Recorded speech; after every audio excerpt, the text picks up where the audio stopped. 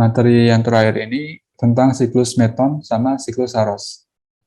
Nah, siklus Meton ini itu adalah siklus pengulangan posisi bumi, bulan, dan matahari ke posisi yang sama, seperti saat 19 tahun yang lalu. Contohnya saja, jika tanggal 20 Maret tahun 2000 itu ada bulan purnama yang terlihat pada posisi dekat dengan bintang Virgo.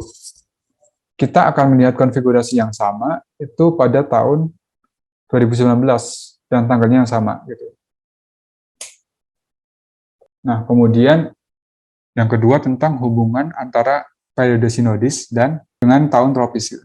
Periode sinodis bulan itu adalah waktu yang dibutuhkan bulan dari bulan purnama ke bulan purnama berikutnya. Nah, satu tahun tropis itu seperti yang sudah diturunkan sebelumnya itu 365,2422 hari. Dan kalau kita misalkan mau cari apa ya istilahnya KPK-nya gitu ya, itu akan dapat hubungan seperti ini. 19 tahun tropis kira-kira 235 periode sinodis bulan. Coba ya kalau kita hitung 19 tahun tropis itu berapa?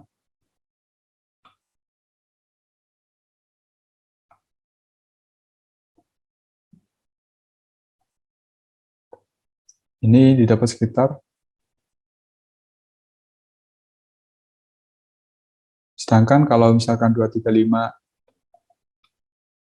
periode sinodis bulan,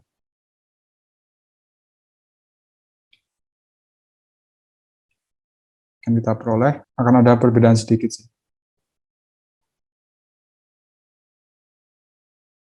Nah, akan beda ini 0,08 hari, tapi masih wajar lah perbedaan segini.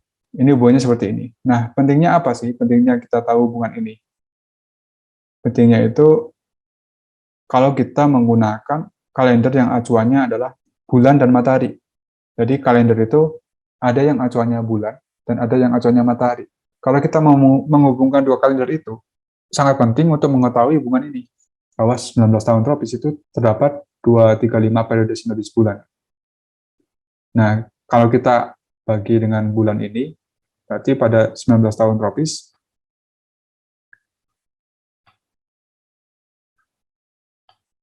kalau kita menentukan, akan ada 12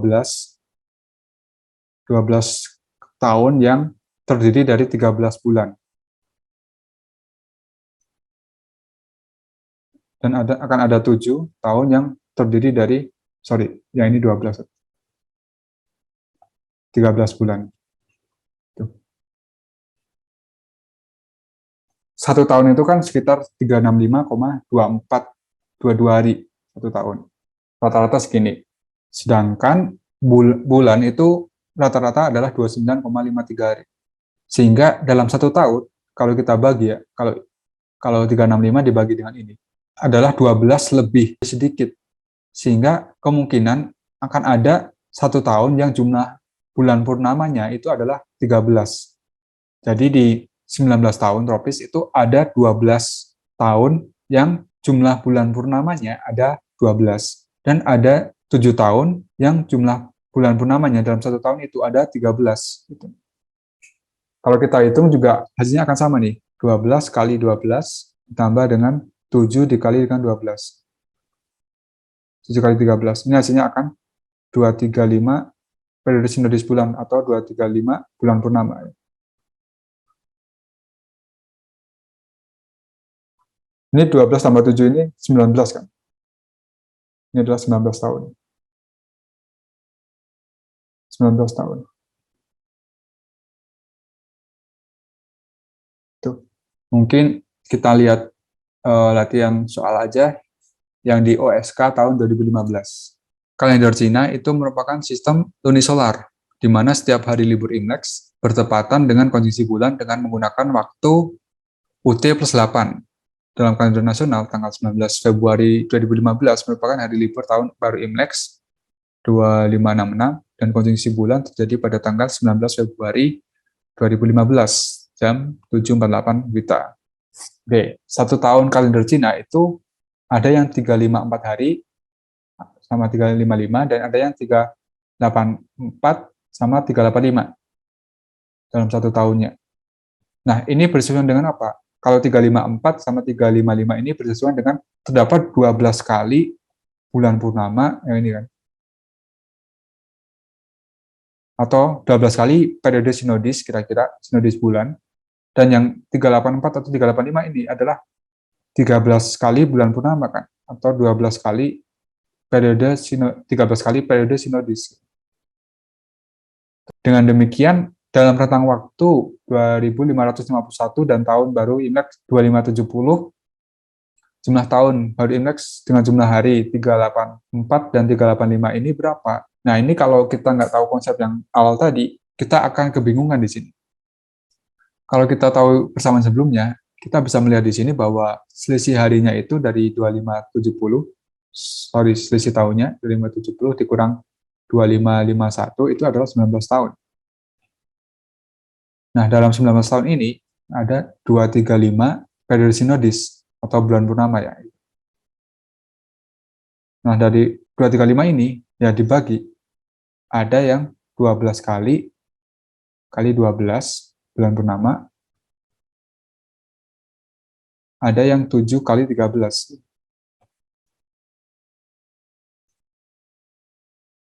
Jadi dari 2551 sampai 2570 ini, yang jumlah harinya dalam satu tahun ada 384 atau 385, dengan kata lain 13 bulan purnama, berarti ada 7, ada 7, ada 7 tahun.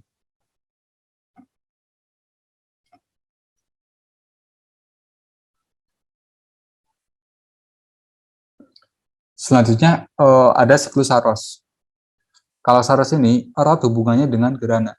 Kalau gerhana berarti hubungannya dengan konfigurasi bumi, matahari, dan bulan. Satu siklus Saros itu terjadi sekitar 18 tahun, 11 sepertiga hari. Atau kalau dihitung dalam hari ya sekitar 6585,32 hari. Nah, siklus Saros ini digunakan untuk memprediksi gerhana, baik gerhana matahari maupun gerhana bulan. Nah, satu siklus Saros ini adalah siklus di mana matahari, bumi, dan bulan kembali ke bidang geometri yang relatif sama, dan akan ada gerhana yang hampir identik yang terjadi. Kalau kita hubungkan dengan periode sinodis bulan, satu siklus Saros itu sekitar 223 periode sinodis bulan. Kalau kita hubungkan dengan bulan drakonik, ya sekitar 242 bulan drakonik. Kalau kita hubungkan dengan tahun gerhana, satu siklus Saros itu sekitar 19 tahun gerhana. Nah, di sini mungkin ada istilah baru yang belum kalian pahami, yaitu satu bulan drakonik dan tahun gerhana. Nah, ini akan aku jelaskan di slide selanjutnya. Bulan drakonik itu asal mulanya itu dari kata dragon atau naga, yang orang dulu itu percaya bahwa ada naga yang dinodal bulan yang memakan matahari atau bulan ketika ada gerhana gitu. Nodal ini itu apa sih sebenarnya? Nodal itu adalah perpotongan antara bidang ekliptika dengan bidang orbit dari bulan. Jadi kalau kita gambarkan, kalau misalkan di sini ada matahari, akan ini matahari, terus kemudian ini adalah bumi. Nah, bumi kan mengitari matahari dengan bidang ekliptika kan, di bidang ekliptika kan. Dan ini bidang ekliptika. Pada bulan, misalkan kita gambarkan lingkaran gitu. Suatu saat akan ada perpotongan bulan ini, orbit bulan ini akan memotong bidang ekliptika, sehingga bulan ini berada di bidang ekliptika. Dan di sini adalah node naik, dan ini adalah node turunnya. Nah, si noda ini gitu ya, noda ini itu sebenarnya bisa bergeser jadi misalkan ini matahari, aku gambarkan lagi, terus ini bidang ekliptika,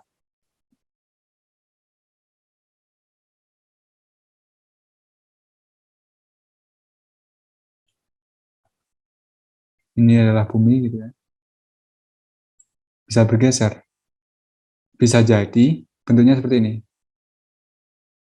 Sorry, gambarnya kurang bagus.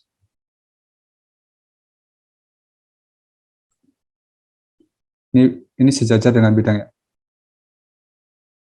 Ini bidang ketika juga sejajar dengan bidang ketika. Nah, bisa jadi seperti ini ya. Ini nodenya kayak gini. Kan ini node naik, ini node turun. Berarti yang ini node naik di sini, ini node turun. Nah, gerhana itu terjadi ketika bulan, bumi sama matahari itu berada pada satu garis lurus. Dengan kata lain, si node dari orbit bulan itu tepat di depan bumi atau di belakang bumi.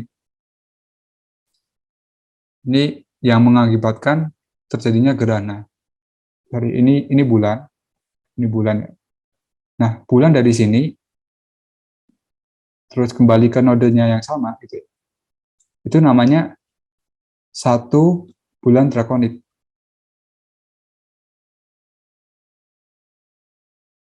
Ibaratnya dari node ini sampai ke nodenya lagi gitu. Yang orang dulu percaya bahwa di nodenya ini ada naga yang memakan bulan atau matahari. Nah, lamanya berapa dari node ke node lagi itu lamanya sekitar 27,2122 hari. Ini berbeda dengan satu bulan Sideris yang 360 derajat itu sekitar 27,3, sedangkan satu bulan Sinodis yang kita menggunakan fasa ya, fasa bulan dari fasa purnama ke purnama lagi atau bulan baru ke bulan baru lagi itu sekitar 29,5 hari. Berbeda, lebih pendek ya. Untuk yang tahun gerhana itu adalah tahun yang diperlukan atau waktu yang diperlukan sejak matahari berada pada garis nodal ke node yang sama. Jadi kalau dari gambar sebelumnya akan ada matahari, terus di sini ada bumi, terus ada orbit bulan itu. Nah, node ini kan sebenarnya bisa muter kan. Si node ini itu bisa muter. Atau bidang orbitnya bulan ini bisa muter. Nah, ketika di sini sama di sini gitu ya, jika lurus dengan bumi sama matahari, akan terjadi gerhana ini. Ini akan terjadi gerhana matahari, dan di sini akan terjadi gerhana bulan. Tuh. Nah, waktu yang dibutuhkan, misalkan nodenya dari sini kembali lagi ke sini gitu ya, itu disebut sebagai tahun gerhana yang panjangnya sekitar 346 hari. 356,62 hari. Kembali lagi ke periode Saros yang ini ya. Nah, satu periode Saros itu kalau dihitung ya sekitar 6.585,32 hari. Sedangkan kalau 19 tahun gerhana itu ada 6.585,78 hari. Nah, akan terdapat selisih sekitar 0,46 hari di situ. Sehingga matahari ya akan bergeser setiap satu siklus Saros sebesar 28 menit busur. Dan ada fakta lain lagi bahwa dalam satu siklus Saros itu terdapat 70 gerhana. 70 gerhana ini terbagi jadi 41 gerhana matahari dan ada 29 gerhana bulan. Nah, kalau kita lihat dari fakta ini menggambarkan bahwa gerhana matahari itu sering terjadi. Tapi kita itu jarang mengamati gerhana matahari. Seringnya kita mengamati gerhana bulan.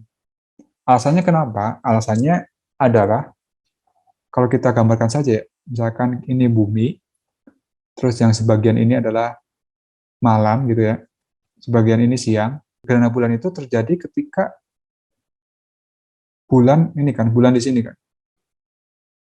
Nah, ketika gerhana bulan gitu ya, yang bisa mengamati itu hampir semua penduduk setengah bumi gitu. Hampir setengah bumi bisa mengamati gerhana bulan. Sedangkan kalau gerhana matahari, misalkan bulannya di sini, yang bisa mengamati itu cuma sebagian pengamat di bumi.